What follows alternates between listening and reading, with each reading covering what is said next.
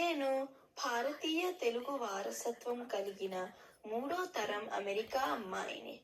నా తెలుగులో తప్పులుంటే క్షమించగలరు. నేను ఈ మధ్యనే నా ప్రియమైన నాయనమ్మను కోల్పోయాను. ఆమె స్మరణార్థం మా కుటుంబంతో కలిసి చేసిన వైకుంఠ సమారాధన గురించి కొద్దిగా మీతో పంచుకుంటాను. ఈరోజు నా అనుభవాలను, ఆలోచనలను పంచుకోవడానికి మరియు నా వినయపూర్వక భాగవత కథా నృత్య సేవను సమర్పించడానికి అవకాశం ఇచ్చిన కోవెల కళానిధి వారికి హృదయపూర్వక కృతజ్ఞతలు తెలియజేస్తున్నాను. మా కుటుంబానికి ఇది కేవలం ఒక స్మారక కార్యక్రమం మాత్రమే కాదు. ఇది భాగవత కైంకర్యం, భగవంతునికి అర్పించే భక్తిపూర్వక సేవ.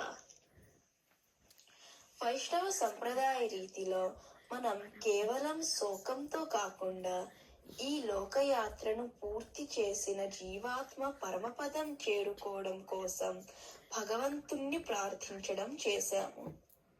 విష్ణు సహస్రనామ పారాయణం, భగవద్గీత పారాయణం, కీర్తనం, భాగవత కథా నృత్యం మరియు సాత్విక అన్నప్రసాద సమర్పణలో పాల్గొన్నప్పుడు నేను ప్రదర్శన చేస్తున్నాననే భావం కలగలేదు. నా నాయనమ్మ కోసం భక్తితో, శరణాగతి భావంతో శ్రీమన్నారాయణుని పాదపద్మాల వద్ద ఒక చిన్న నిజమైన భక్తి సమర్పణ చేస్తున్నాననే అనుభూతి కలిగింది.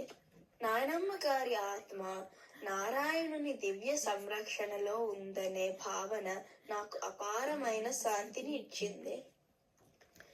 ఈ పవిత్ర స్మారక సేవ ధనుర్మాస కాలంలో జరిగింది. ధనుర్మాసం మధుర భక్తికి ముఖ్యమైన సమయం. నాయనమ్మ పరమపదానికన్నా ముందే మా ఇంట్లో పెట్టి ఉన్న బొమ్మల కొలువు మెట్లు ఆత్మ పైకి ఎదగడం అంటే పరమపదాన్ని సూచించింది. సంక్రాంతి వెలుగుతో పూర్తయ్యే ధనుర్మాసం నాయనమ్మ ఆత్మకు వైకుంఠానికి దారి చూపించాలని, మా కుటుంబ సభ్యులకు శాంతిని, ధైర్యాన్ని ప్రసాదించాలని ప్రార్థించాము.